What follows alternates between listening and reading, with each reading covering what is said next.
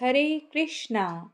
আজ উৎপন্না একাদশীর পবিত্র দিনে একটিবার অন্তত শ্রবণ করুন এই পবিত্র উৎপন্না একাদশীর ব্রত মাহাত্ম্য কথা।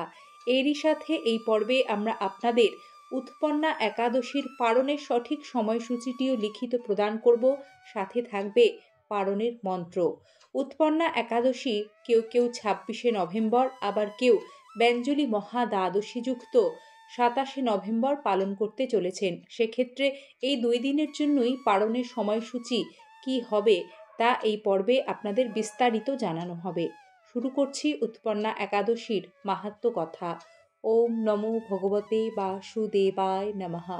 অর্জুন বললেন, হে দেব, অগ্রহায়ণের পুণ্যপ্রদায়ী কৃষ্ণপক্ষের একাদশীকে কেন উৎপন্না বলা হয় এবং কি জন্যই বা এই একাদশী পরম পবিত্র ও দেবতাদেরও প্রিয় তা জানতে ইচ্ছা করি।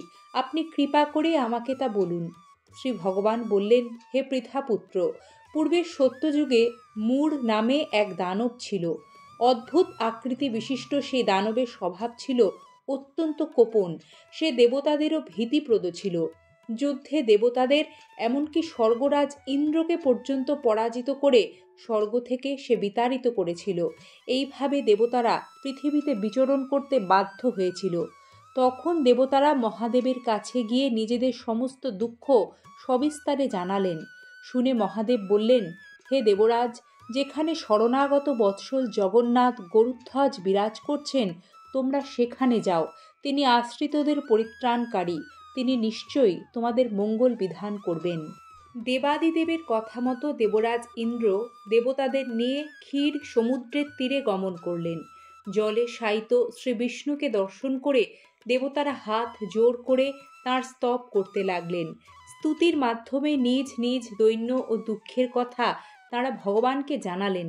ইন্দ্রের কথা শুনে ভগবান নারায়ণ বললেন, হে ইন্দ্র, সেই মূঢ় দানব কীরকম? সে কেমন শক্তিশালী তা আমায় বলো। ইন্দ্র বললেন, হে ভগবান, প্রাচীনকালে ব্রহ্মবংশে তাল জঙ্ঘা নামে এক অতি পরাক্রমী অসুর ছিল। তারই পুত্র সেই মূঢ় অত্যন্ত বলশালী, ভীষণ উৎকট এবং দেবতাদেরও ভয় উৎপাদনকারী। সে চন্দ্রাবতী নামে এক পুরীতে বাস করে। স্বর্গ থেকে আমাদের বিতাড়িত করে তার স্বজাতি কাউকে রাজা, কাউকে অন্যান্য দিকপাল রূপ প্রতিষ্ঠিত করে এখন সে দেবলোক সম্পূর্ণ অধিকার করেছে। তার প্রবল প্রতাপে আজ আমরা পৃথিবীতে বিচরণ করছি। ইন্দ্রের কথা শুনে ভগবান দেবদ্রোহীদের প্রতি অত্যন্ত ক্রোধান্বিত হলেন।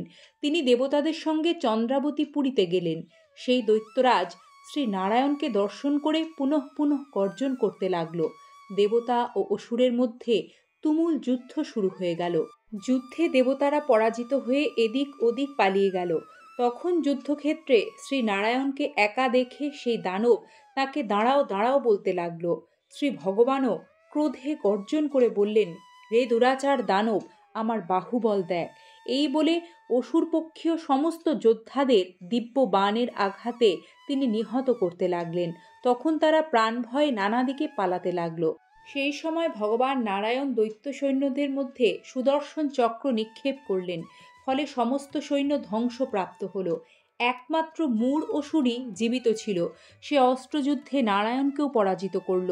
তখন নারায়ণ দৈত্যের সাথে বাহুযুদ্ধে লিপ্ত হলেন। এইভাবে দেবতাদের হিসাবে 1000 বছর যুদ্ধ করেও ভগবান তাকে পরাজিত করতে পারলেন না। তখন শ্রীহরি বিশেষ চিন্তান্বিত হয়ে বদ্রিকা আশ্রমে গমন করলেন। সেখানে সিংহাবতী নামে একটি গুহা আছে। এই গুহাটি 1 দ্বার বিশিষ্ট এবং 12 যোজন অর্থাৎ 86 মাইল বিস্তৃত। ভগবান বিষ্ণু সেই গুহার মধ্যে শয়ন করলেন। সেই দৈত্য তার পিছন পিছন ধাবিত হয়ে গুহার ভেতরে প্রবেশ করল।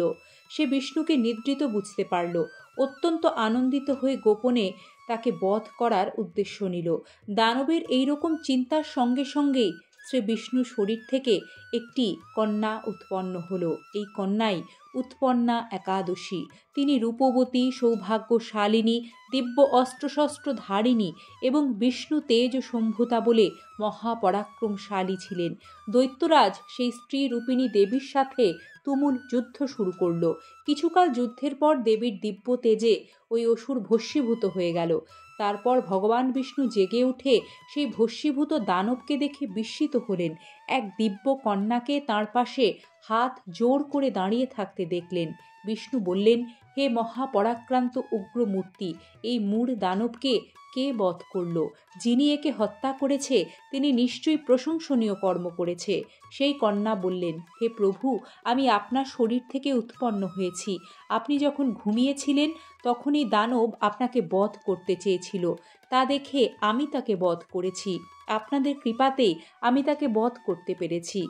এ কথা শুনে ভগবান বললেন, আমার পরাশক্তি, তুমি একাদশীতে উৎপন্ন হয়েছ, তাই তোমার নাম হবে একাদশী। আমি এই ত্রিলোকে দেবতা ও ঋষিদের অনেক বর প্রদান করেছি। হে ভদ্রে, তুমিও তোমার মনোমতো বর প্রার্থনা করো, আমি তোমাকে তা প্রদান করব। একাদশী বললেন, হে দেবেশ, ত্রিভুবনের সর্বত্র আপনার কৃপায় সর্ববিঘ্ন বিনাশিনী ও সর্বদায়িনী রূপে যেন পরম পূজ্য হতে পারি, এ বিধান করুন। আপনার প্রতি ভক্তি বশত যারা শ্রদ্ধা সহকারে আমার ব্রত উপবাস করবে তাদের সর্বসিদ্ধি লাভ হবে, এই বর প্রদান করুন। ভগবান বিষ্ণু বললেন, হে কল্যাণী, তাই হোক। উৎপন্না নামে প্রসিদ্ধ তোমার ব্রত পালনকারীর সমস্ত ইচ্ছা পূর্ণ হবে। তুমি তাদের সকল মনোবাসনা পূর্ণ করবে, এতে কোনো সন্দেহ নেই। তোমাকে আমার শক্তি বলে মনে করি, তাই তোমার ব্রত পালনকারী সকলে আমারই পূজা করবে। এর ফলে তারা মুক্তি লাভ করবে।